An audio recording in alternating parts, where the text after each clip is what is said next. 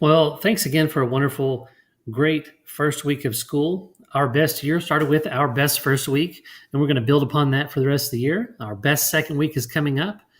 Just to reflect on that amazing first week of school, I just want to give everyone a shout out for all their flexibility.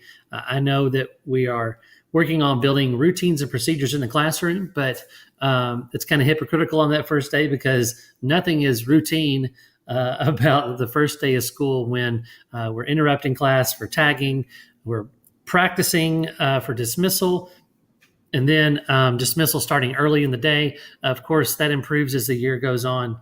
But just appreciate everyone's flexibility in working with the tagging team, the all hands on deck team, and everyone involved in making sure the first 3 days were amazing.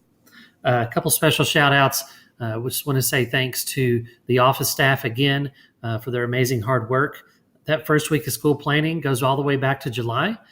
They are verifying transportation. They are creating the tags. They are printing labels. They are taking labels off of tags and replacing them when transportation changes. So a lot of work goes into this successful first week of school. So just thanks to Laura and the entire office staff for their hard work. A few individual shout outs.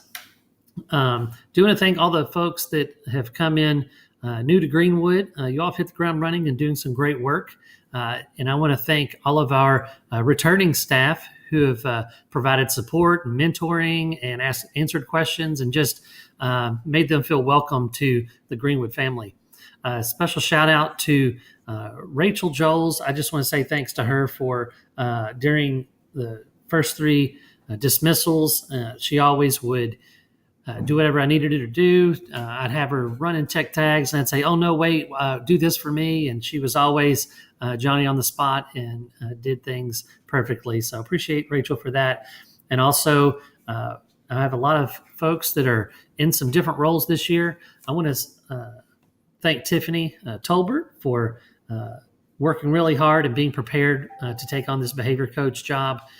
She is already showing some dividends on her hard work where, we had a kindergartner who wasn't quite ready to go to school, but by the end of Friday, he was running to her and giving her a hug on the way out. And that just proves that Tiffany is putting her full work into this job. And I just appreciate what she's already doing in the first 3 days. So thinking about our best second week of school, we have a lot of things packed into this second week.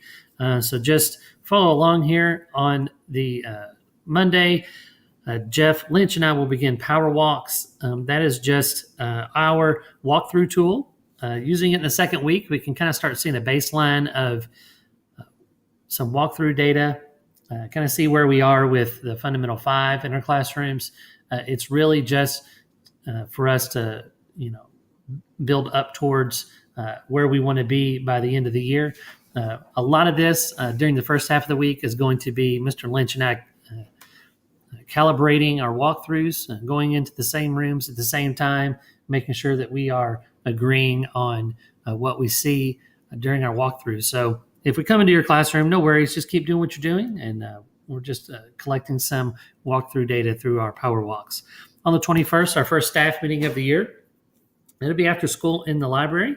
It'll be your opportunity to meet Shakita Davis, our new counselor. She'll be starting on Monday. Also, I want to go through some digital infrastructure items with you in Google and then do an introduction to our Greenwood University PD plan as we move into the first round of professional development. On the 23rd, during the day, Thursday, we will have our first PLC meetings in Jeff's room. We're going to review our PLC profiles and look ahead at the work needed for a successful PLC.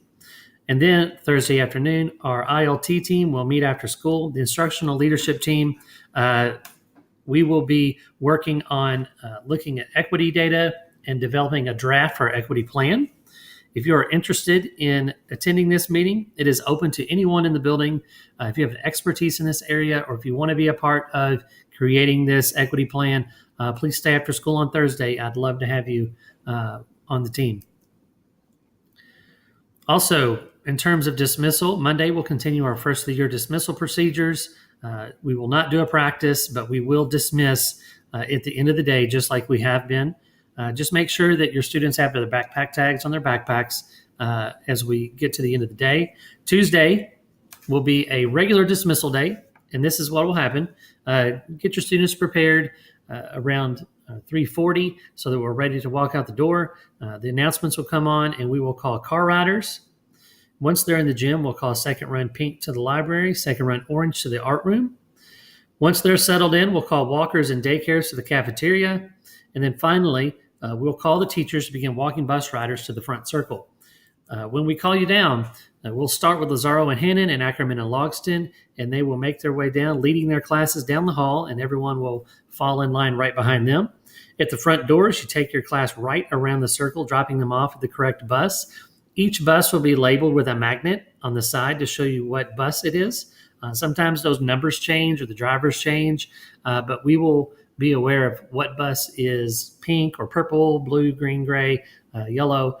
We'll just make sure that those are labeled with a big magnet on the side of the bus, and that's how you know where your students will get on.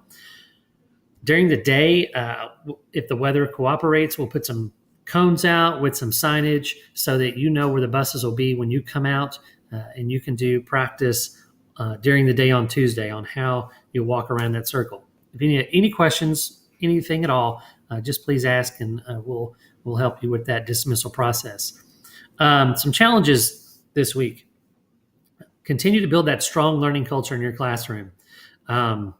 This is really important that we do in the first few weeks, building trust amongst your students and you, and building that culture of learning that's going to carry you forward the rest of the year.